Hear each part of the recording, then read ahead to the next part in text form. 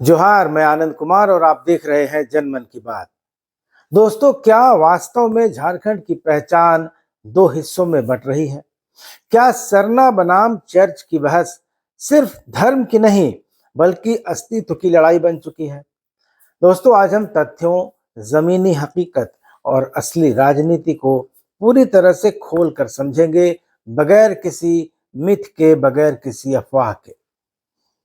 दोस्तों, नवंबर का महीना झारखंड के लिए सिर्फ कैलेंडर का एक पड़ाव भर नहीं है। यह इतिहास, संघर्ष, संस्कृति और पहचान की परतों को खोलने वाला महीना है।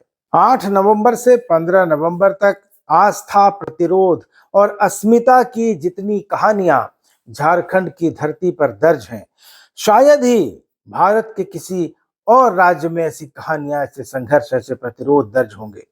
एक तरफ 8 नवंबर 1873 की वह घटना है जब पश्चिमी सिंहभूम के खूट पानी में 6 मुंडा परिवारों के 28 लोगों ने ईसाई धर्म स्वीकार किया। दूसरी तरफ 15 नवंबर है, जिसका मतलब है बिरसा मुंडा की जयंती, जनजातीय गौरव दिवस और झारखंड का स्थापना दिवस। दोस्तों, ये दो घटनाएं दो अलग अलग दिशाओं में जाती थीं, लेकिन दोनों ही आदिवासी समाज की पहचान, संघर्ष और परिवर्तन को गहराई से बताती हैं, चाहे वो खूंट पानी की 8 नवंबर की घटना हो या फिर 15 नवंबर को बिरसा मुंडा का जन्म होना। और इसी ऐतिहासिक पृष्ठभूमि के बीच आज की एक बेहद संवेदनशील बहस खड़ी है कि ईसाई आदिवासी की पहचान क्या है, यानी कन्वर्टेड जो आदिवासी हैं, जो क्रिश्चियनिटी में कन्वर्ट हो गए हैं, उनकी क्या पहचान है। क्या धर्म परिवर्तन कर लेने से एसटी का स्टेटस बदल जाता है और क्या इससे संस्कृति को कोई खतरा है? और क्या धार्मिक स्वतंत्रता और जातीय पहचान साथ साथ चल सकते हैं? दोस्तों, आज हम इसी बहस को बेहद ठंडे दिमाग से, बेहद संवेदनशीलता के साथ और तथ्यों के साथ समझने की कोशिश करेंगे, क्योंकि जो सब्जेक्ट आज का है उसमें भावना भी है, राजनीति भी है और इतिहास भी है। तो दोस्तों, बात करते हैं, शुरुआत इस बात से करते हैं कि संवैधानिक सच्चाई क्या है। एससी यानी अनुसूचित जाति और एसटी यानी अनुसूचित जनजाति में फर्क क्या है? सबसे पहले मूल बात को समझते हैं। भारत के संविधान में एससी यानी अनुसूचित जाति और एसटी यानी अनुसूचित जनजाति के नियम अलग अलग हैं। अनुसूचित जाति यानी शेड्यूल कास्ट का नियम कहता है कि जैसे ही कोई शेड्यूल कास्ट का व्यक्ति अपना धर्म बदल लेता है तो उसका एससी दर्जा खत्म हो जाता है। 1950 के प्रेसिडेंशियल ऑर्डर के अनुसार एससी स्टेटस केवल हिंदू, सिख और बौद्ध धर्म से जुड़ा है। अगर हिंदू, सिख या कोई बौद्ध व्यक्ति ईसाई या मुस्लिम बनता है, अगर अनुसूचित जाति का होता है, तो उसकी अनुसूचित जाति की जो मान्यता है वो रद्द हो जाती है, क्योंकि एससी की अवधारणा अस्पृश्यता यानी अनटचेबिलिटी के आधार पर बनी है, जो इन धर्मों में यानी ईसाइयों में और मुसलमानों में नहीं मानी जाती है। अनुसूचित जनजाति यानी एसटी का नियम कहता है कि धर्म का इससे कोई लेना देना नहीं है। अनुच्छेद 342 के तहत एसटी की परिभाषा जातीय, भाषाई, भौगोलिक, सांस्कृतिक और ऐतिहासिक विशेषताओं पर आधारित है। अनुसूचित जनजाति यानी शेड्यूल ट्राइब की पहचान किसी धर्म की वजह से नहीं बनी थी, यह समुदाय पर आधारित थी, न कि धार्मिक पहचान पर। सुप्रीम कोर्ट का इस पर बहुत स्पष्ट दृष्टिकोण है। अपने कई फैसलों में सुप्रीम कोर्ट ने कहा है कि एसटी की पहचान, अनुसूचित जनजाति की पहचान धर्मनिरपेक्ष है, सेक्युलर है। 1985 के आरएस नाइक केस में कहा गया कि एसटी पर धर्म परिवर्तन का कोई प्रभाव नहीं पड़ता। एसटी अनुसूचित जाति आधार पर है, धार्मिक आधार पर नहीं है। और इसलिए बिल्कुल स्पष्ट है, बहुत क्लियर है कि एसटी का स्टेटस रिलीजन बदलने से, धर्म बदलने से खत्म नहीं होता। न केंद्र का कानून ऐसा कहता है, न संविधान ऐसा कहता है और न सुप्रीम कोर्ट ऐसा मानता है। तो सवाल ये उठता है कि अगर संविधान बिल्कुल स्पष्ट है तो फिर विवाद क्यों उठता है? दोस्तों, इसका कारण दो तरह की संवेदनाएं हैं। पहला तो सांस्कृतिक संवेदना और दूसरी संवेदना धार्मिक स्वतंत्रता को लेकर है, और दोनों ही अपने अपनी जगह पर अपने अपने नजरिए से सही है।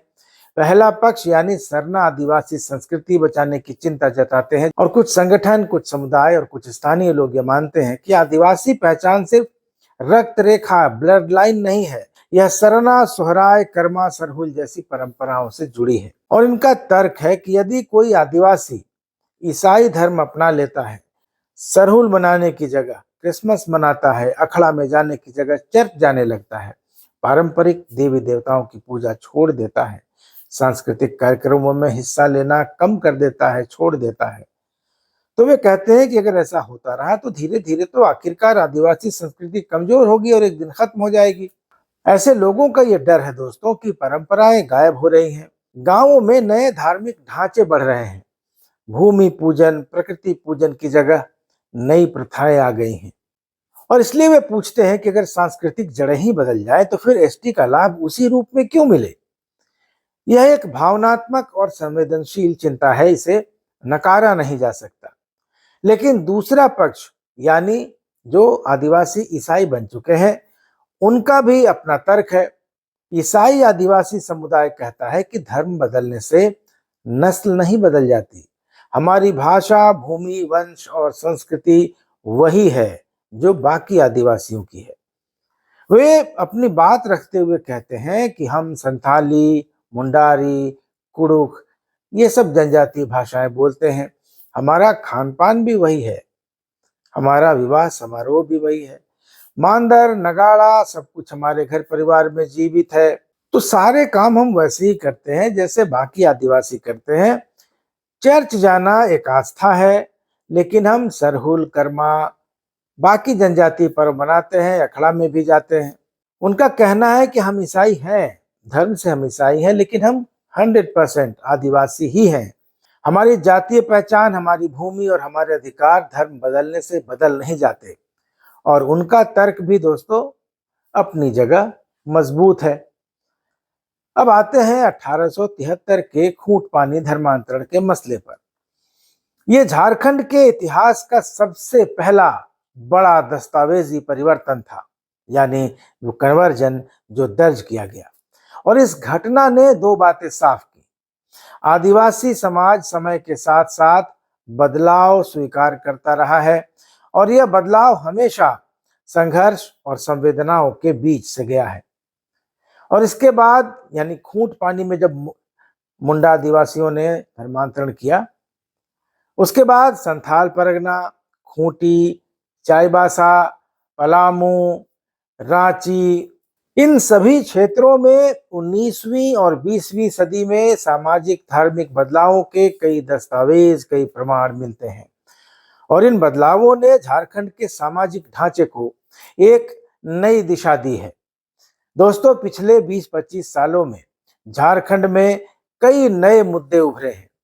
इनमें सरना स्थलों का संरक्षण, नए धार्मिक संरचनाओं की वृद्धि, भूमि और भूमि के उपयोग को लेकर विवाद, धार्मिक पहचान और जनसंख्या पैटर्न यानी रिलीजियस आइडेंटिटी और डेमोग्राफिक पैटर्न पर चर्चाओं का दौर बढ़ा है।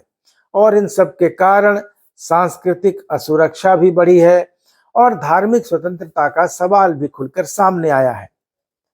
यही वह जगह है जहां बहस तेज हो जाती है। देश की अदालतों में दोस्तों अलग अलग समय पर यह सवाल उठता रहा है कि क्या धर्म बदलने पर अनुसूचित जनजाति यानी आदिवासी पहचान बनी रहती है, क्या आरक्षण का लाभ जारी रहता है। दोस्तों, संविधान यह कहता है कि एसटी की पहचान जातीय पहचान है, जबकि एससी यानी अनुसूचित जाति की पहचान धार्मिक और सामाजिक पहचान दोनों है। इसलिए एससी अगर धर्म बदलता है, मुसलमान या ईसाई होता है, तो उसका आरक्षण खत्म हो जाता है, एससी का स्टेटस जाता रहता है।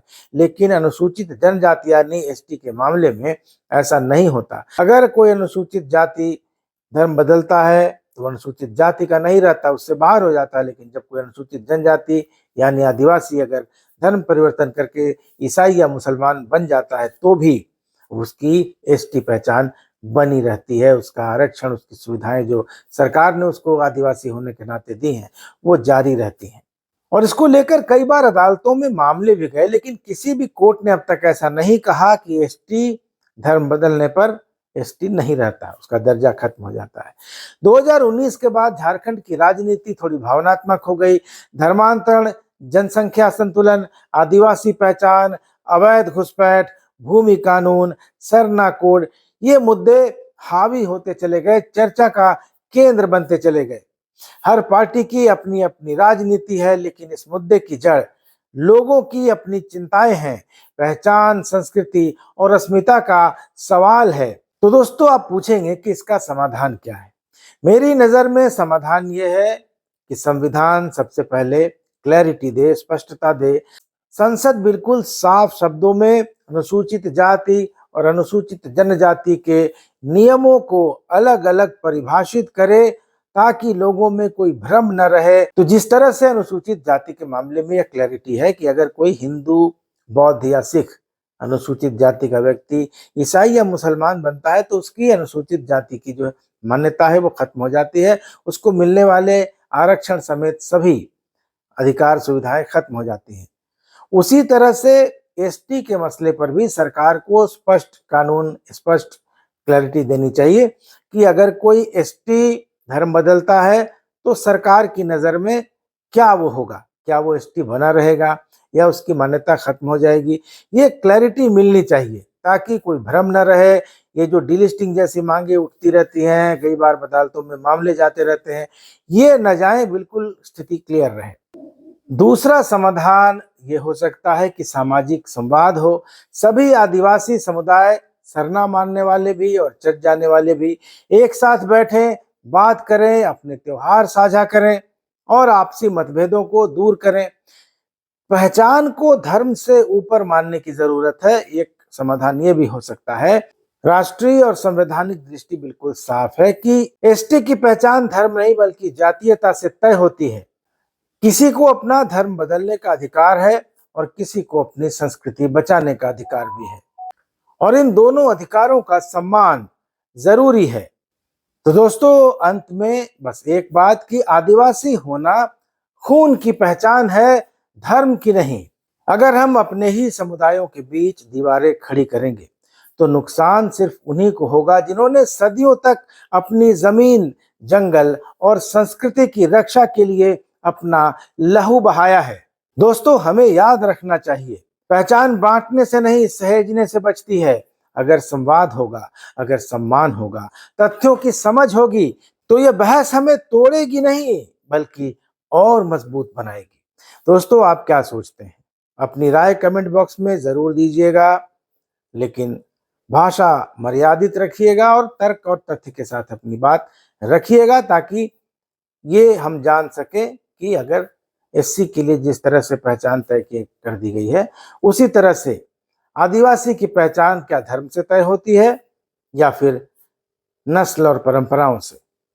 अपनी बात जरूर लिखिएगा। वीडियो अच्छा लगा हो तो इसको लाइक कीजिए, ज्यादा से ज्यादा शेयर कीजिए, और चैनल को सब्सक्राइब नहीं किया तो सब्सक्राइब जरूर कर लीजिए। अगले वीडियो में मिलेंगे, तब तक इजाजत दीजिए। धन्यवाद, नमस्कार।